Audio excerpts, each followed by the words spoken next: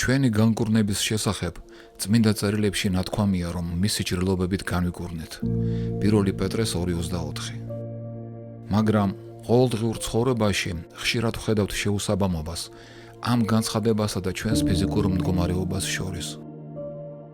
მიუხედავად იმისა, რომ ღმერთის სიტყვა უდიდეს სულიერ ავტორიტეტად მიგვაჩნია, ფიზიკური სიმპტომები მუდმივად გვიმტკიცებენ საპირისპიროს. ჩვენს მთელ ყურადღებას იპყრობენ და ხელს გვიშლიან, რომ ღმერთის სიტყვას მივენდოთ. რომ არა დაჟინებული ტკივილების დამაჯერებელი შეგრძნება, ბევრად უფრო ადვილი იქნებოდა სულიერ რეალობაზე კონცენტრირება და ქრისტეს მიერ უკვე შესრულებული განკურნების რწმენით მიღება. ჩვენ ვარაუდობთ, რომ ამ შეუსაბამობის გადასაჭრელად არსებობს რაღაც წითელი ღილაკი, ქმედება, რომელიც ჩვენ უნდა მოვიმოქმედოთ, რასაც მოჰყვება განსაკუთრებული დრამატული გამოვლენა და განკურნება მყისიერად მოხდება. მაგრამ ჩვენ ვცდებით, როდესაც ჩვენი ძალისხმევის საფასუხოდ განკურნების გამოვლენების მოლოდინში ვართ. განკურნების გამოვლენა ხდება არა ფიზიკურ სამყაროში, გარკვეული შეგრძნებების მოლოდინის საფასუხოდ, არამედ იმის გაცნობიერებითა და მიღებით, რომ ის უკვე ქრისტემ შეასრულა ჩვენთვის და მადლით მოგვაკუთვნა. ამიტომ მნიშვნელოვანია, რომ არ დავეფუძნოთ ბუნებრივ შეგრძნებებსა და ხილულ ნიშნებს, არამედ გავამყაროთ რწმენა ღვთის სიტყვის აღთქმისა. მაგრამ როგორ გავაკეთოთ ეს? ჩვენთვის ხომ ფიზიკური სიმპტომები უფრო დამაჯერებელია, ვიდრე სულიერი რეალობის განცხადება. ჩვენ უფრო მეტად ბუნებრივში ვცხოვრობთ, ბუნებრივით ხელმძღვანელობთ და მიყურადებული ვართ იმაზე, რაც ფიზიკურ სამყაროში ხდება. სწორედ ეს არის ყველაზე დიდი სირთულე განკურნების მიღებისას. ბუნებრივ, ფიზიკურ შეგრძნებებს უფრო დიდ მნიშვნელობას ვანიჭებთ, ვიდრე სულიერი რეალობის განცხადებას. მიაქციეთ ყურადღება, რომ როდესაც რაიმე მოვლენის რეალობად აღქმას ვცდილობთ, მტკიცებულებებს ბუნებრივ, ფიზიკურ სამყაროში ვეძებთ. ლუკას მე-17:20-21 მუხლები. როდესაც ფარისეველებმა ჰკითხეს, როდის მოვა ღმერთის სასუფეველი, მიუგო და უთხრა მათ, ღმერთის სასუფეველი არ მოვა თვალსაჩინოდ. ვერ იტყვიან, აჰა, აქ არის, ან აჰა, იქ არის, რადგან აჰა, თავად თქვენშია ღმერთის სასუფეველი. ამრიგად ფარისეველები ეკითხებიან იესოს, როდის მოვა ღვთის სასუფეველი? მან უპასუხა, რომ ღვთის სასუფეველი არ მოვა ხილული სახით. მისი აღმოჩენა გარეგნული ნიშნებით, როგორც ადამიანები ელიან, შეუძლებელია. ადამიანის გონება მიდრეკილია დაეღრდნოს ხილულს, რის გამოც რთული ხდება ღვთის სასუფეველის მიღება. თუმცა, როდესაც საქმე უარყოფით ეხება, მაშინაც კი თუ ის უხილავია, ჩვენ მზად ვართ უხილავი რეალობად მივიღოთ. ოდესმე გიგრძვნიათ შფოთვა ან შიში იმის გამო, რასაც ვერ ხედავთ. მხოლოდ გსმენიათ მის შესახებ, მაგრამ მიაქციეთ ყურადღება, როგორი ზეგავლენა მოუხდენია თქვენ ცხოვრებაზე ამას. ადამიანები ხშირად ღელავენ და ეშინიათ იმისა, რასაც საკუთარი თვალებით ვერ ხედავენ. ის, რომ შფოთვის მიზეზი ხილული არ არის, არ ნიშნავს, რომ ჩვენ აღარ ვღელავთ ამის გამო. როდესაც შინაგანად გვიჩნდება განცდა, რომ რაღაც არასწორია, ვიწყებთ ამაზე ფიქრს. და ეშმა კი, როგორც ეჭვისა და შიშის წყარო, მთლიანად იპყრობს ჩვენს აზრებს. ჩვენ ძალიან ადვილად ვექვემდებარებთ შიშს, მაშინაც კი, როცა ვერ ვხედავთ მის გამომწვევ მიზეზს. რატომ არ გამოვიყენოთ იგივე მიდრეკილება ღვთის საქმეებზე, რომელთაც ვერ ვხედავთ? სწორედ ამის გადმოცემა სურდა იესოს. იგი ამბობდა, რომ ღვთის სასუფეველი ჩვენ შიგნით არის, რომ ღვთის სული ჩვენში ცხოვრობს. და ისევე როგორც ადვილად ვექვემდებარებით შიშს უხილავისა, შეგვიძლია დავეღრდნოთ ღვთის ძალას, თუნდაც ჯერ კიდევ უხილავად მოქმედს ჩვენ ცხოვრებაში. იესომ თქვა, ღვთის სასუფეველი არ მოვა ხილული ნიშნებით. მისი აღქმა ფიზიკური თვალებით ან ბუნებრივი შეგრძნებებით შეუძლებელია. ის ჩვენი ფიზიკური შემეცნების მიღმაა, მაგრამ ამავე დროს რეალური და მოქმედია ჩვენ ცხოვრებაში. და როდესაც ღვთის სასუფეველის მოწოდებებს ბუნებრივი თვალსაზრისით აღვიქვავთ, ამან დაბნეულობა და გაუგებრობა შეიძლება გამოიწვიოს. იოანეს მესამე თავი მეორედან მერვე მუხლის ჩათვლით. იგი, ნიკოდემოსი, მივიდა მასთან ღამით და უთხრა: რაბი, ჩვენ ვიცით, რომ შენ ღმერთისაგან ახარ მოსული მოძღვრად, რადგან არავის ძალუც ისეთი სასწაულების ქმნა, როგორცაც შენახდნენ, თუ ღმერთი არ არის მასთან. მიუგო იესომ და უთხრა მას: ჭეშმარიტად გეუბნები შენ, ვინც ხელახლად არ იშვება, ვერ იხილავს ღმერთის სასუფეველს. ეუბნება მას ნიკოდემოსი: როგორ შეუძლია ადამიანს იშვას, თუ იგი მოხუცია? ნუ თუ შესაძლებელია დედის საშოში ხელმეორედ შესვლა და შობა. მიუგო იესომ: ჭეშმარიტად გეუბნები შენ, ვინც არ იშვება წყლისა და სულისგან, ვერ შევა ღმერთის სასუფეველში. ხორცის მიერ შობილი ხორცია და სულის მიერ შობილი სული. ნუ გაგიკვირდება, რომ გითხარი, ხელახლად უნდა იშვათ მაღლით. ქარს, სადაც სურს, იქ ქრის და მისი ხმა გესმის, მაგრამ არ იცის საიდან მოდის და საით მიდის, ასევეა ყველა შობილი სულისაგან. ღვთის მიერ ჩვენთვის მოცემული განკურნება უკვე სულიერ სამყაროშია. თუმცა ამ ჭეშმარიტების დამადასტურებელ ნიშნებს ჩვენ ხშირად ფიზიკურ სამყაროში ვეძებთ. ნიკოდემოსის ისტორია ნათლად ასახავს გამოწვევებს, რომლებსაც ჩვენ ხვდებით. როდესაც ნიკოდემოსმა გაიგო, რომ ხელახლად უნდა დაიბადოს, მისმა ბუნებრივმა წარმოდგენამ დაბადების შესახებ გაუგებრობაში ჩააგდო. როგორ შეიძლება დედის საშოში დაბრუნება და ხელახლა დაბადება? ნიკოდემოსის დაბნეულობა ჩვენთვის ღიმილის მომგვრელია, მაგრამ განა ჩვენ მსგავს სიტუაციაში ასევე არ ვიქცევით? როდესაც ვკითხულობთ 1 პეტრეს 2:24-ში, მისი ჭრილობებით განიკურნეთ, როგორ აღვიქვავთ ამას? მაშინვე ვამტკიცებთ, რომ განკურნებული ვართ? თუ ამის შესამოწმებლად ვიწყებთ ფიზიკური ნიშნების ძებნას, ვუყურებთ სიმპტომებს და შეუსაბამობის დანახვისას ეჭვი გვეპარება. ვფიქრობთ, როგორ თქვა განვიკურნეო თუ კვლავ ავად ვარ? მაგრამ განა ისე არ ვიქცევით, როგორც ნიკოდემოსი. სულიერი რეალობის შეცნობას ბუნებრივი ფიზიკური დაკვირვებების მეშვეობით ვცდილობთ. მათეს მე-16 თავის მე-6-დან მე-12 მუხლის ჩათვლით. იესომ უთხრა მათ: ფრთხილად იყავით და მოერიდეთ ფარისეველთა და სადუკეველთა საფუარს. ისინი კი გულში ფიქრობდნენ და ამბობდნენ: პური არ წამოგვიღია. მიხვდა იესო და უთხრა მათ: რას ფიქრობთ გულში მცირედ მორწმუნენო, პური რომ არ წამოგიღიათ? ნუ თუ კიდევ ვერ გაგიგიათ, აღარ გახსოვთ ის 5,000 კაცი და 5 პურიდან რამდენი გოდორი ნარჩენი აიღეთ? აღარც 4,000 და 7 პურიდან რამდენი კალათი ნარჩენები აიღეთ? როგორ ვერ ხვდებით, რომ პურის გამო არ მithქვამს ერიდეთ მეთქი ფარისეველთა და სადუკეველთა საფუარს? მაშინღა მიხვდნენ, რომ იგი ეუბნებოდა, მორიდებოდნენ არა პურის საფუარს, არამედ ფარისეველთა და სადუკეველთა მოძღვრებას. სხვა სიტყვებით, იესომ უთხრა: რატომ განმარტავთ ყოველ ჩემ სიტყვას მხოლოდ ბუნებრივი თვალსაზრისით? განა მე ფიზიკურ პურზე ვსაუბრობ. თუ ჩვეულებრივი პური იქნებოდა საჭირო, განა ეს პრობლემა იყო. ნუ თუ დაგავიწყდათ, როგორ დავაპურე 5,000 კაცი. რატომ ღელავთ ამაზე? ჩვენ გვეკარგება სულიერის შემეცნება, როდესაც მთლიანად მატერიალურ სამყაროში ვართ ჩაფლულნი. იესოს მოწაფეები ბევრი სასწაულების მოწმენი იყვნენ. კეთრონები იკურნებოდნენ, კოჭლები დადიოდნენ, მკვდრები აღდგებოდნენ. ისინი ამას საკუთარი თვალებით ხედავდნენ. მაგრამ როდესაც იესო სულიერ პრინციპზე ელაპარაკებოდა, მათი ბუნებრივზე მიმართული აზროვნება დაბნეულობას იწვევდა მათში. პური დაგვავიწყდა? რამდენი გვაქვს? ფიზიკურ სამყაროზე ფოკუსირება ხელს გვიშლის მივიღოთ ის, რაც სულიერშია განთავსებული ჩვენთვის. იოანეს მე-6 თავის 51-დან 56 მუხლის ჩათვლით. მე ვარ ცოცხალი პური, რომელიც ზეციდან გადმოვედი. ვინც ამ პურს შეჭამს, უკუნისამდე იცოცხლებს. პური, რომელსაც მე გავცემ, ჩემი ხორცია, რომელსაც ქვეყნიერების სიცოცხლისათვის გავცემ. ებრაელები ერთმანეთს ედავებოდნენ და ამბობდნენ: როგორ უნდა მოგცეს თავისი ხორცი საჭმელად? უთხრა მათ იესომ: ჭეშმარიტად გეუბნებით თქვენ, თუ არ შეჭამთ კაცის ძის ხორცს და არ შესვამთ მის სისხლს, არ გექნებათ სიცოცხლე თქვენში. ჩემი ხორცის მჭამელს და ჩემი სისხლის შემსმელს საუკუნო სიცოცხლე აქვს და მე მას აღვადგენ უკანასკნელ დღეს. რადგან ჩემი ხორცი ჭეშმარიტი საჭმელია და ჩემი სისხლი ჭეშმარიტი სასმელი. ჩემი ხორცის მჭამელი და ჩემი სისხლის შემსმელი ჩემში რჩება და მე მასში. იესოს ეს დელიკატურად არ უთქვამს.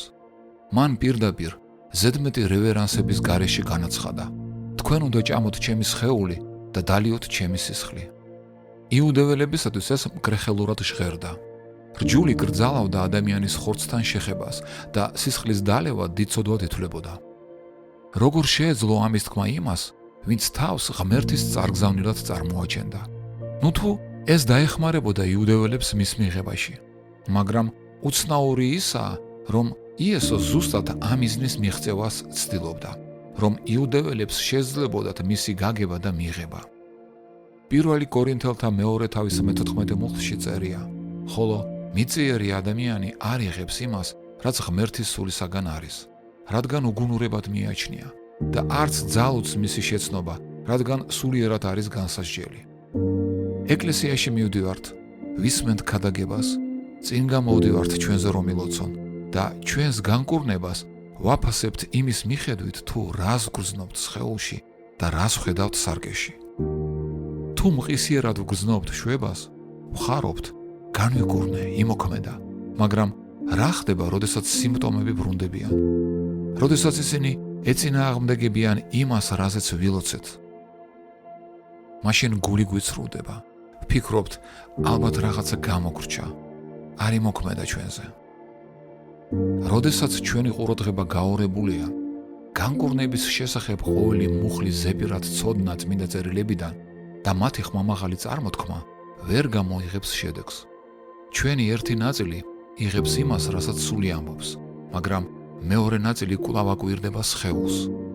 ცდილობს შეამოწმოს, სიმართლეა თუ არა ეს. ასე რომ მოუქცეულიყავით, როდესაც სახარება მივიღეთ და ზეცით ვიშვით, დღემდე გადარჩენის ძებნაში ვიქნებოდით. სად ვნახეთ ფიზიკური მტკიცებულებები იმისა, რომ იესო ნამდვილად ჯვართეცვა, ჯოჯოხეთში ჩავიდა და მკვდრეთით აღდგა. ჩვენ არ გვქონდა ხელშესახები მტკიცებულებები, მაგრამ დავიჯერეთ სულიერის რეალობა. მაშინ რატომ ვეძებთ ფიზიკურ მტკიცებულებებს, როდესაც საქმე განკურნებას ეხება? ჩვენი ყურადღება ფიზიკურიდან სულიერ სამყაროზეა გადასატანი. ყოველ მოვლენას ფიზიკურ სამყაროში შეიძლება ბუნებრივი წინაპირობა და მიზეზი მოუძებნოთ, მაგრამ საფუძვლად სულიერ სამყაროში განხორციელებული ქმედებები აქვს. ამიტომ გარეგანი ნიშნების ძიების ნაცვლად მნიშვნელოვანია მივმართოთ იმას, რაც უკვე მოხდა ჩვენ სულში. განკურნება იწყება რწმენით იმისა, რომ ღმერთმა ეს უკვე აღასრულა ჩვენში იესო ქრისტეს მეშვეობით. მოციქულთა საქმეების 1028 მუხლი. როგორ სხო ღმერთმა სულიწმინდით და ძალით იესო ნაზარეველს, როგორ დადიოდა სიკეთეს იქმოდა და კურნავდა ყველას ეშმაკისაგან დათრგუნულებს, რადგან ღმერთი იყო მასთან. დაწერილია, განკურნებდა ყველა მათ, ვინც ეშმაკის ძალით იყო დაპყრობილი. ეს ნიშნავს, რომ ყოველივე დაავადების საფუძველში, რომელსაც იესო კურნავდა ხილულ სამყაროში, სულიერ სამყაროში ეშმაკისაგან თრგუნება ედგა. და თუ ხილულში განკურნება მოხდა, როგორ და სად აღასრულა მან ეს? ფიზიკურში თუ სულიერში? რა თქმა უნდა სულიერში და ამან გავლენა ფიზიკურ სხეულებზე მოახდინა. იოანეს მე-6:63 მუხლი. სული ცხოველმყოფელია, ხოლო ხორცი უსარგებლო. სიტყვები, რომლებიც გითხარით, სული და სიცოცხლეა.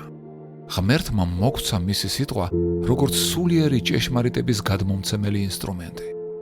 იესომ აუხსნა ნიკოდემოს, რომ სული ქარის მსგავსად იქროლებს, სადაც უნდა. ჩვენ ვერ ხედავთ ქარს, მაგრამ ვიგებთ მის მოქმედებას, როდესაც ვუყურებთ ხის ტოტებისა და ფოთლების მოძრაობას. ასევეა სულიც. ჩვენ ვერ ხედავთ მას, მაგრამ ვიგებთ თუ რა მოიმოქმედა და რა აღასრულა მან სულიერ სამყაროში, როდესაც ღმერთის სიტყვას ვუყურებთ. იესომ თქვა, ჩემი სიტყვები სული და სიცოცხლეა. რომაელთა მე-2 მუხლი. რადგან სიცოცხლის სულის რჯულმა ქრისტე იესოში გამანთავისუფლა მე ცოდვისა და სიკვდილის რჯულისაგან. მაგრამ როგორ მივიღოთ ის, რაც სულიერ სამყაროში მოხდა? ჩვენი ბუნებრივი, ხორციელი გონება ხელს გვიშლის ჩვენში მოთავსებული სიცოცხლის სულის კანონის შეცნობაში. რომაელთა მერვე თავის მეექვსე მუხლი, რადგან ხორციელი აზროვნება სიკვდილია, ხოლო სულიერი სიცოცხლე და მშვიდობა. როდესაც ვერ ვიღებთ ჭეშმარიტებას სიცოცხლის სულის კანონისა ჩვენში, ამით მას მოქმედების საფუძველს ვაცლით, რადგან ვხელმძღვანელობთ ფიზიკური სამყაროს ბუნებრივი კანონზომიერებებით და მათ უფრო დამაჯერებლად ვთვლით, ვიდრე ღმერთის სიტყვის მტკიცებულებებს. რომაელთა მერვე თავის მეშვიდე მუხლი ცალსახად განაჩენს უტანს ხორციელ აზროვნებას, რომელიც სამყაროს ბუნებრივ აღქმაზეა დაფუძნებული. იმიტომ რომ ხორციელი ფიქრები ღმერთის მტრობაა, რადგან არ ემორჩილებიან ღმერთის რჯულს და არც შეუძლიათ ეს. როგორ შეიძლება მივიღოთ ეს ჭეშმარიტება? 1 პეტრეს მეორე თავის 24 მუხლი, რომელმაც ჩვენი ცოდვები თვით აზიდა ძელზე თავისი სხეულით, რათა ცოდვისათვის მკვდრებმა სიმართლისათვის ვიცოცხლოთ, მისი ჭრილობებით განიკურნეთ თქვენ. სიცოცხლის სულის კანონის გამონთავისუფლება ჩვენთვის მოხდა იესოს ქმედებების გამო. მისმა მსხვერპლმა მოგვანიჭა კანონი, რომელმაც გაგვანთავისუფლა ცოდვისა და სიკვდილისაგან. იმისათვის, რომ ეს კანონი ჩვენს ცხოვრებაში ამოქმედდეს, ჩვენ არ შეგვიძლია მას ბუნებრივი გონების თვალსაზრისით უყუროთ. ხორციელი გონება წინააღმდეგობაშია ღმერთთან და ამიტომ ვერ შეიცნობს და ვერ მიიღებს ღმერთის კანონებს. ჩვენი ბუნებრივი აზრები და გრძნობები ვერ იღებენ იმ ჭეშმარიტებას, რომ განკურნება და განთავისუფლება უკვე მოხდა იესოს მეშვეობით, რადგან ხორციელი გონება ყოველთვის ეწინააღმდეგება ღმერთს და სანამ ჩვენ სიტუაციას ადამიანური, ფიზიკური თვალსაზრისით აღვიქვამთ, არ ვაძლევთ საშუალებას ამ ჭეშმარიტების მოქმედებისა ჩვენს ცხოვრებაში. უნდა შევწყვიტოთ ყურადღების გამახვილება იმაზე, რასაც ჩვენ სხეულში ვხედავთ და ვგრძნობთ. ჩვენ არ შეგვიძლია განკურნების ძიება მხოლოდ ფიზიკურ მდგომარეობაზე ყურადღების გამახვილებით. ამის ნაცვლად ყურადღება იესოს მიერ ჩვენთვის შესრულებულ ქმედებებზეა გადასატანი. განკურნება უკვე მოხდა სულიერ სფეროში და იმისათვის, რომ ეს ჩვენი ცხოვრების რეალობად იქცეს, ყურადღება ღმერთის სიტყვაზეა გადასატანი, რომელიც გვამცნობს, რომ ჩვენ უკვე განვიკურნეთ იესოს ჭრილობებით. როდესაც ვუღრმავდებით ფიქრებს იმაზე, თუ რა მოიმოქმედა იესომ ჩვენთვის, ცხადი ხდება, რომ ადრე ჩვენი მიდგომა მცდარი იყო. იმის ნაცვლად, რომ ყურადღება გაგვემახვილებინა განკურნებაზე, როგორც იესოს მსხვერპლით დასრულებულ საქმეზე ჩვენთვის, დროს ამაოდ ვკარგავდით იმის ძიებაში, თუ რა უნდა მოგვემოქმედა ჩვენ განკურნების მისაღწევად. ყოველთვის, როდესაც ვცდილობთ სულიერი მიზნების მიღწევას ჩვენი ბუნებრივი ძალისხმევით, მარცხს განვიცდით. რომ შეგვძლებოდეს ფიზიკური ძალისხმევით სულიერი შედეგების მიღწევა, მაშინ იესოს მოსვლა არ იქნებოდა საჭირო. ღმერთი უბრალოდ მოგცემდა მოქმედებების სიას შესაბამისი სულიერი მიზნების მისაღწევად. ზეცით შობის შემდეგაც ვერ ავუვლით ამ კანონზომიერებას გვერდს. ვერ შევძლებთ სულიერ ცხოვრებაში წინსვლას მხოლოდ საკუთარი ფიზიკური ძალისხმევით. უნდა მივიღოთ გადაწყვეტილება ვეხემძღვანელოთ სულიერი სფეროთი, სადაც ღვთის სასუფეველია და არა ფიზიკური სამყაროთი. ხორციელი ფიქრები მხოლოდ ფიზიკურზე, სიკვდილისაგან მიმავალი გზაა, რომელიც გვაშორებს იმას, რაც ღმერთმა უკვე აღასრულა ჩვენთვის ქრისტე იესოში. სანამ ჩვენ ფოკუსირებული ვართ ჩვენს დაავადებებსა და სისუსტეებზე, სანამ მათ მხოლოდ ფიზიკური თვალსაზრისით ვაფასებთ, ვერ შევძლებთ იმის შეცნობას, თუ რას ვფლობთ სულიერ სამყაროში. რომაელთა მე-14 თავის მე-17 მუხლი, რადგან ღმერთის სასუფეველი საჭმელ სასმელი კი არ არის, არამედ სიმართლე, მშვიდობა და სიხარული სულიწმინდაში. ნათქვამია, რომ ღმერთის სამეფო არ შედგება ისეთი მატერიალური საგნებისაგან, როგორიც არის საჭმელი და სასმელი. მაშინ რისგან შედგება? ეს არის სიმართლე, მშვიდობა და სიხარული, მაგრამ არა გარეგნულ ვითარებაში, არამედ სულიწმინდაში. ღვთის სულში ვპოულობთ განკურნებას, თავისუფლებას და გამარჯვებას. ეს ყოველივე უკვე ჩვენშია მოთავსებული. მაგრამ როგორ მივიღოთ ეს? როგორ ვიგრძნოთ და განვიცადოთ ეს კურთხევები? იესო ამბობს იოანეს 6:63-ში: სული ცხოველმყოფელია, ხოლო ხორცი უსარგებლო, სიტყვები, რომლებიც გითხარით, სული და სიცოცხლეა. ჩვენ ვიღებთ ღვთის სულთან წვდომას არა ჩვენი ძალისხმევით ან გარეგნული რიტუალებით, არამედ ღმერთის სიტყვით, რომელიც სულია და სიცოცხლე. ჩვენი ბუნებრივი აღქმა და ფიზიკურს დამიზნებული აზროვნება კი ხელს გვიშლის შევიცნოთ ყოველივე, რაც ღმერთმა მოგვანიჭა ქრისტე იესოში. განკურნება დაიწყებს ფიზიკურ გამოვლენას თქვენ სხეულში, შესაბამისად იმისა, თუ რამდენად ხართ დარწმუნებულნი, რომ განკურნება უკვე მოხდა. მაშინაც კი, როცა გარეგნული ცვლილებები ჯერ არ აჩანს. შესაძლოა დაავადების სიმპტომები ჯერ კიდევ სახეზეა, მაგრამ თქვენი გული სრულიად დარწმუნებულია იმაში, რომ იესომ თქვენი განკურნება უკვე აღასრულა.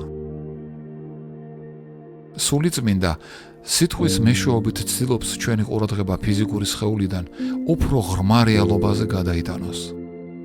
მას სურს ყურადღება გავამახვილოთ იმ რეალობაზე, რომელიც ჩვენს ფიზიკურ ტკივილებზე ბევრად მეტია. იმ რეალობაზე, სადაც იესომ უკვე აღასრულა ყველაფერი ჩვენთვის. მიუხედავად იმისა, რომ ახალ აღთქმაში ჩვენში სულიწმინდა ცხოვრობს, შეხედულებებით ხშირად ისრაელიანებს უგავართ. ისინი ღვთის სასუფეველის არსებობის მტკიცებულებებს ფიზიკურში ეძებდნენ და მიუხედავად არსებული მტკიცებულებებისა, მაინც ეჭვობდნენ. მათეს მე-12 თავის 38-დან მე-40 მუხლის ჩათვლით.